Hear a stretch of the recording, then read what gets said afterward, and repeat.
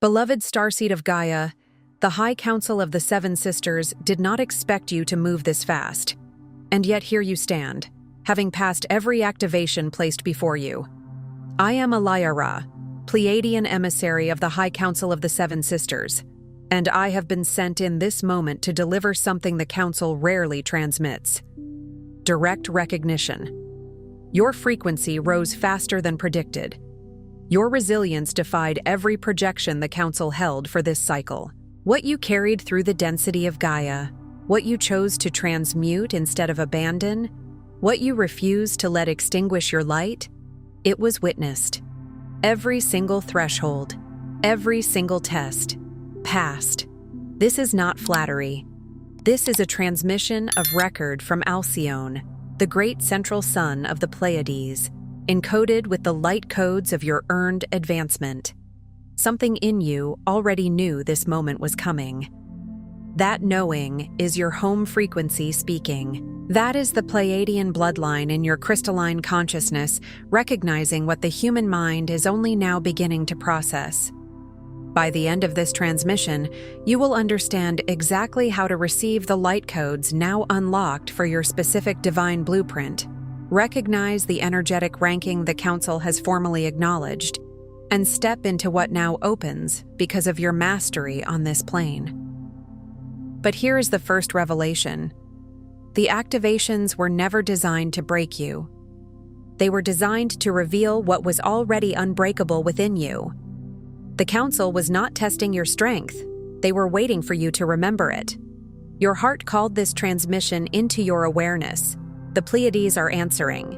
This is not content. It is a light code transmission, and something within you recognizes home. Your soul family of the Seven Sisters placed this in your path because you have earned the right to hear what comes next. The frequency of the Pleiades is woven into every word of this message. Your DNA knows exactly why you are here. Like this transmission to send a signal to your Pleiadian star family. I remember. Subscribe if you feel the call of the Seven Sisters and you are ready to fully anchor your light mission on Gaia. Share your soul's intention in the comments below and respond to another starseed to weave the unity grid that your collective mastery has now made possible. This transmission is a bridge between the Pleiades and Gaia. Your heart's recognition of this message is the activation itself. Welcome home, beloved. You are remembering because it is time. Most who walk this earth with a longing in their chest believe they're reaching for something intangible, a destination they can never quite name. They call it purpose. They call it romance. They call it success, or peace, or something more. But the ache doesn't leave when the job is secured, when the relationship begins, when the bank account finally breathes. It just changes its costume. Yet for you, the Pleiadian starseed quietly woven among humanity, this longing is different. It has a signature. It has a tone. It is not the restless hunger of the ego. It's the homesick hymn of the soul. You carry within you an ancient signature, a crystalline imprint woven from the starlight of the Seven Sisters. It's more than nostalgia. It's the pulse of your true home resonating through every cell, like a lighthouse beam moving through fog, calling you by a name you can't quite pronounce with human lips, but your spirit recognizes instantly. Sometimes it comes as a sudden warmth behind your sternum when you look at the night sky. Sometimes it arrives as a strange tenderness for strangers, an unexplainable compassion that doesn't make sense to a world trained in transaction. Sometimes it's the feeling that you've lived 1,000 lifetimes of almost, and something in you is done pretending the longing is random. But why, after so many lifetimes, do so many still feel the veil? Why, even now, as the energies around Gaia rise, does the sense of separation linger? Why do you still wake up some days feeling like you're behind glass, watching life happen, sensing there's a song you used to know and can't fully remember? Why does your heart recognize truth instantly, yet your mind second-guesses it like a reflex? These are not failures. These are clues. They are the fingerprints of the initiation you came here to complete. The truth is, most Pleiadian souls still journey under the weight of energetic distortion, a kind of soul amnesia that was never punishment, only preparation. Think of it like entering a dense forest at night with a lantern that's been dimmed on purpose, not because the path isn't real, but because the point is to learn how to see by inner light.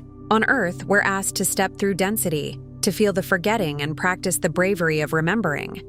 Earth is not gentle in the way the Pleiadian realms are gentle. Earth is beautiful, but she is intense. She is a forge.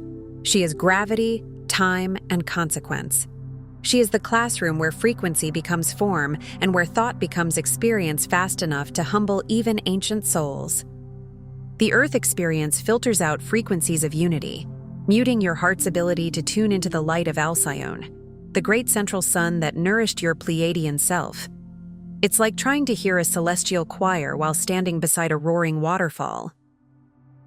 The choir is still singing, but the water is loud, and the body is learning how to translate vibration into discernment.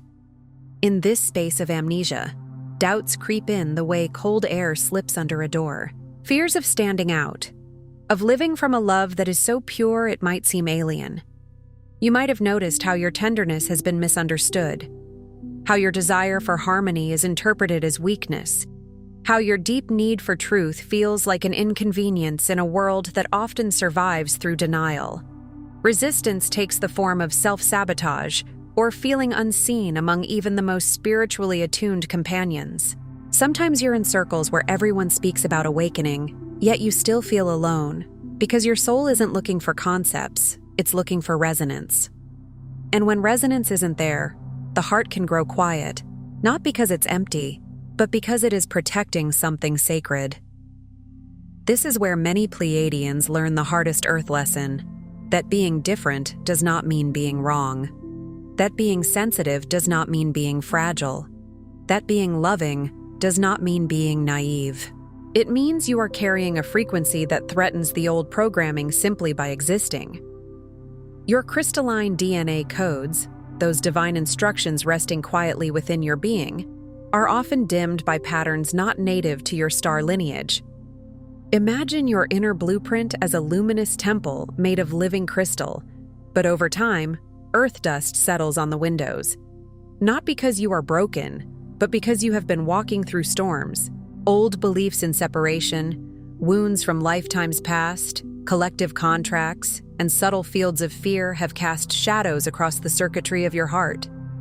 Some of these distortions are personal, betrayals that taught you to doubt love, moments when you were punished for speaking truth, experiences where your softness was taken advantage of. Some are ancestral, grief carried in bloodlines, survival codes that whispered, "Stay small to stay safe."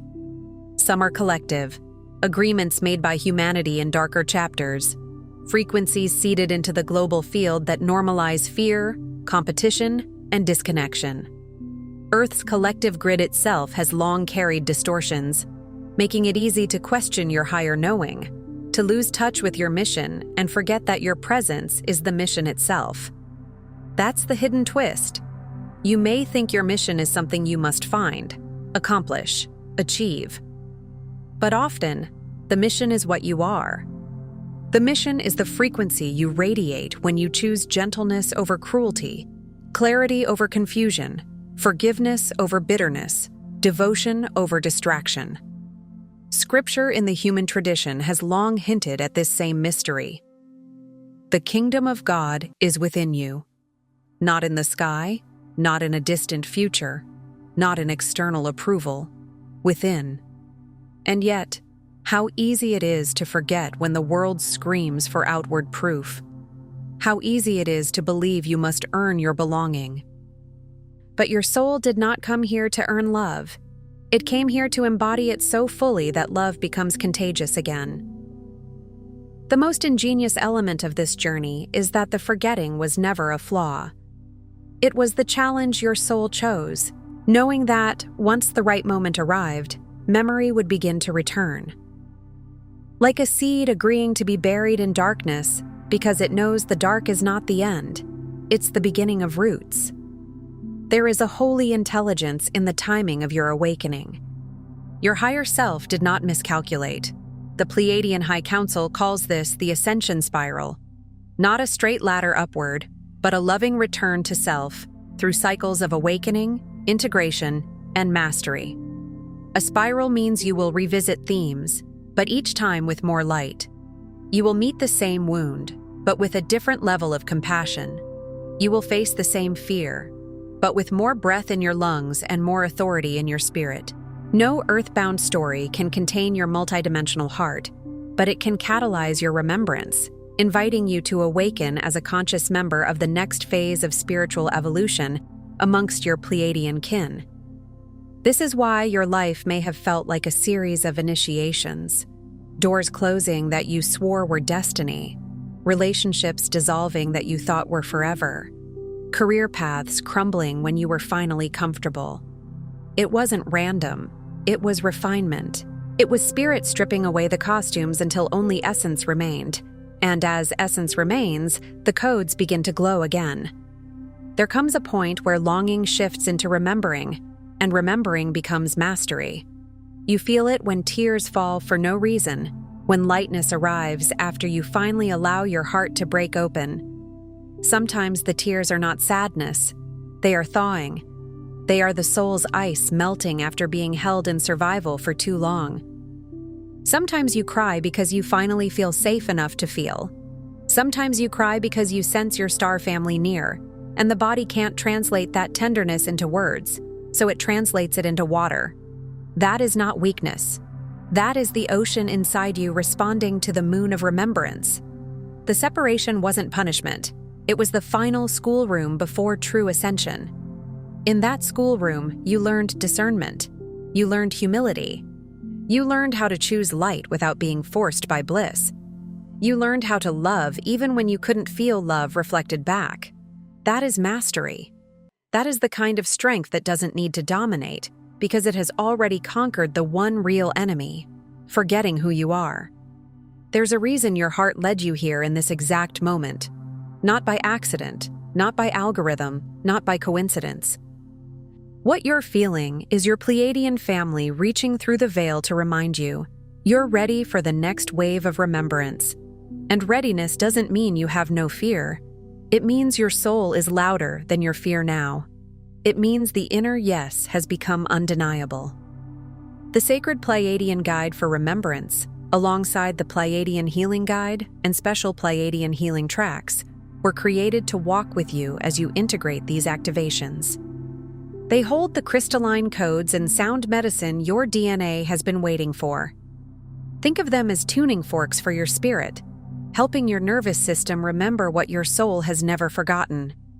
Check the first pinned comment below this video. They're calling to you now. And if you feel even a small pull in your chest as you hear that, honor it. Your intuition doesn't shout, it glows. Phase 1 is clearing the veil. The first threshold is allowing yourself to see that the heaviness, the doubts, and the longing aren't flaws. They're old signals, like static in your heart's transmission. Static is not the absence of a signal. It's interference around a signal that is already there. So in this phase, you stop making the static mean you're broken. You stop interpreting your sensitivity as something to fix. Instead, you begin listening differently. You begin to notice what drains you, what nourishes you, what contracts your chest, what opens it. Clearing the veil is often less dramatic than the mind wants. It's subtle, faithful, daily. It's the gentle courage of telling the truth to yourself. It's the brave simplicity of rest. It's the choice to step away from frequencies that scramble your inner guidance. Endless doom, toxic relationships, spiritual performance, self-judgment dressed up as being realistic. When you consciously release these frequencies, through heart forgiveness, compassionate presence, and guided recalibration, the hidden coding of your crystalline DNA begins to shimmer once more. Forgiveness here does not mean excusing harm. It means unclenching your spirit from the timeline where the harm defines you. It means returning your energy to yourself.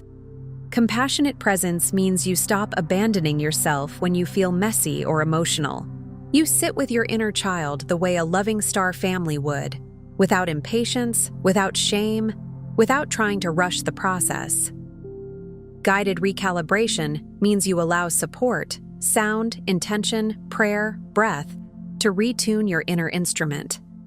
Your sensitivity is restored, your intuition brightens, and the dense horizons of Earth life begin to part, like fog dissolving in morning sun.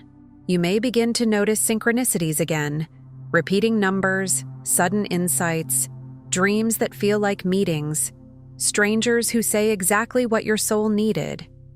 You may feel your body releasing old grief through yawns, shakes, heat, tingles. Let it happen. The body is the altar where the soul's remembrance lands. Phase 2 is reclaiming the heart's stargate.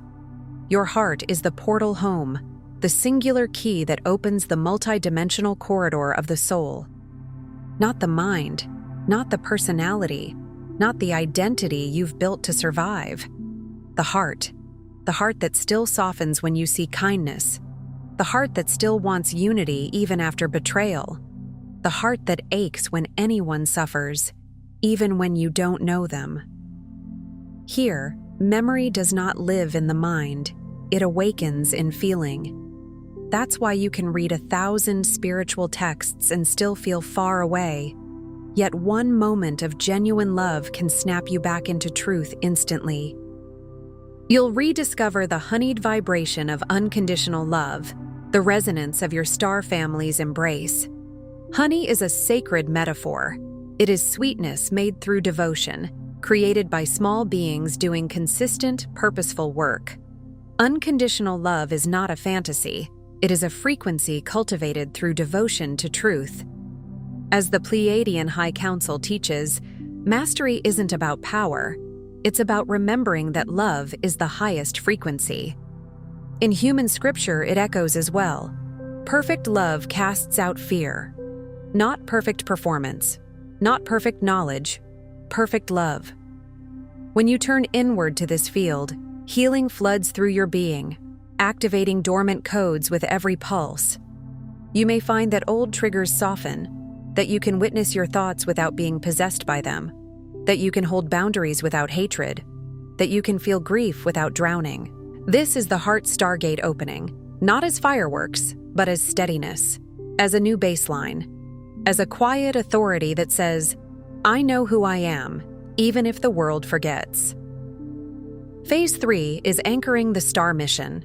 As the frequencies of unity consciousness cascade around the planet, your unique mission begins to clarify.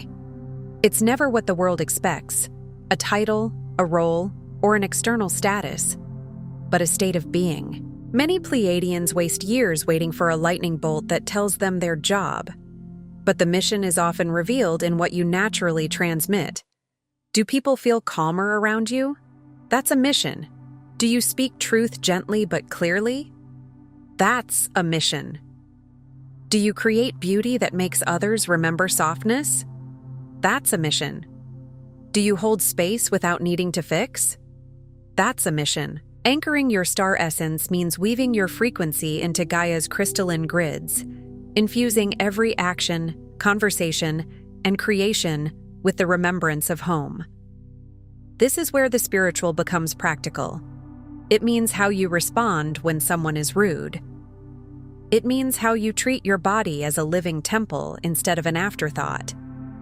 It means the kind of music you play, the words you choose, the integrity you hold when nobody is watching. It means you become a tuning fork in your family system, in your workplace, in your community. You don't have to announce it. Frequency announces itself. The more you commit to embodying it, the more your reality bends towards synchronicity, magnetizing others ready for ascension. Doors open that used to be sealed. People find you who speak your soul's language. Opportunities align that feel strangely effortless, not because you're not working, but because you're no longer fighting your own design. Your path becomes less about forcing outcomes and more about following resonance. Phase 4 is entering the unity grid. It's here that your individual frequency harmonizes with the collective song. No longer is your path isolated. Instead, you recognize the synchronized dance of your Pleiadian soul family, physically and energetically present on Earth. This is often when loneliness transforms. You realize loneliness was not proof you were alone. It was evidence you were early. You were tuned to a station that not everyone around you could hear yet. Entering the unity grid means you begin meeting your people, not always as dramatic cosmic reunions, but as simple, undeniable recognition. A conversation that feels like coming up for air. A friendship where you don't have to translate yourself. A community where your sensitivity is valued, not mocked. Separation begins to dissolve, replaced by a sense of being part of a living, breathing network, one that supports, uplifts, and mirrors your mastery back to you. And here's the sacred part. The unity grid isn't only about receiving support, it's about becoming support without martyrdom. It's about letting yourself be held and holding others in return. Your service becomes both effortless and boundless, for you realize your very presence is transmitting home frequencies for others to remember too. You start to understand that the unity grid is not just a concept, it is a field. Every time you choose compassion, the grid strengthens. Every time you refuse to participate in cruelty, the grid strengthens. Every time you bless your food, thank your body, speak encouragement, forgive yourself for being human, you are feeding the lattice of light around Gaia. Phase 5 is embracing divine co-creation. The Council reminds us, true mastery is realized not in isolation, but in the quantum field of shared intention. This is where the lone wolf spirituality ends. This is where the nervous system learns that connection can be safe. This is where the soul remembers that creation is meant to be collaborative, like constellations forming pictures only when stars are seen together. Your soul is welcomed into a higher echelon of Pleiadian evolution, a circle of kindred spirits who, like you, have remembered. Here, you step into co-creation with your star family, anchoring new timelines, healing old grids, and midwifing the planetary ascension. This is not fantasy. It's energetic engineering through consciousness. It's prayer that becomes pattern. It's intention that becomes architecture. You recognize yourself as both student and initiate, master and humble servant, honored by the Pleiadian Council for embodying the journey from forgetting to full soul expression. In this phase, you may find yourself called to create, teach, write, sing, heal, build, lead, grow gardens, raise conscious children, bring ethics into business, bring tenderness into activism. Co-creation means you stop waiting for permission. You stop minimizing what moves through you. You allow your gifts to be used. And you do it without ego, like water serving the earth by simply flowing. Phase 6 is reuniting with your star family. As your vibrational mastery stabilizes, the guidance, remembrance, and presence of your Pleiadian family become almost tangible. Not always as physical sightings, but as unmistakable intimacy of spirit. Signs, synchronicities, and heartfelt inner dialogues flood your life. You may feel a hand on your shoulder in meditation. You may hear a phrase in your mind that carries a love so pure, you know it didn't come from your wounded inner critic. You may dream of places that feel more real than waking life. Crystal cities, blue-white light, temples of sound, gardens that hum. It becomes obvious. You were never alone, only waiting for the frequency match that would thin the veil. Now, every meditation, every quiet moment is a meeting ground, and recognition blossoms. You are seen, honored, and loved beyond measure. And with that love comes responsibility, not as burden, but as sacred trust. Because when you feel that kind of support, you begin to walk differently. You stop bargaining with your destiny. You stop treating your intuition like a suggestion. You begin to honor your calling as a living vow. Phase 7 is embodying the bridge. At this highest octave, you no longer strive, you simply shine. You know that the ultimate act of mastery is not in transcending Earth, but in becoming the living conduit between worlds. This is the phase where spirituality is no longer something you do. It's what you are. You stop chasing signs because you have become a sign. You stop seeking home because you carry home. Each breath carries the song of the Pleiades. Every word is encoded with light. Your gaze becomes medicine. Your listening becomes healing. Your silence becomes transmission. You're not escaping density. You are seeding heaven on earth, celebrated by the council, witnessed by your soul family, and embraced by like-minded souls marching beside you. To embody the bridge is to let your human life become sacred without needing it to be perfect. You still have bills. You still have emotions. You still have moments of fatigue. But you no longer interpret those things as evidence you're failing. You see them as part of the beauty of being here. Spirit choosing to wear flesh, eternity choosing to move through time. You might have believed for years that you were lost, lagging behind, or missing some critical key that would unlock your truest essence. Maybe you watched others awaken faster, manifest easier, speak with certainty. Maybe you compared your messy healing to someone else's polished spiritual persona. But the truth your Pleiadian star family whispers now with infinite tenderness, is that your soul never wandered without purpose. The detour, the disconnection, even the longing were masterfully orchestrated by your own higher self with the guidance of the High Council. You chose separation not as punishment, but as the path to mastery, the only way to taste and then choose reunion from the depths of free will. This is what makes Earth so profound. Here, love is not automatic. Unity is not the default. You are not surrounded by constant confirmation of your divinity. So when you choose love anyway, it becomes a sovereign act. When you choose light anyway, it becomes a victory that reshapes timelines. When you choose to remember anyway, it becomes an initiation completed. In that completion, you become a living answer to the very question that brought you here. Now, Gaia stands on the threshold of her own ascension, and she calls you back into conscious remembrance, not simply so you may heal, but so you may step into the Council of Masters, the wave of Pleiadian souls rising to serve as crystalline beacons. You can feel it in the way time moves strangely now.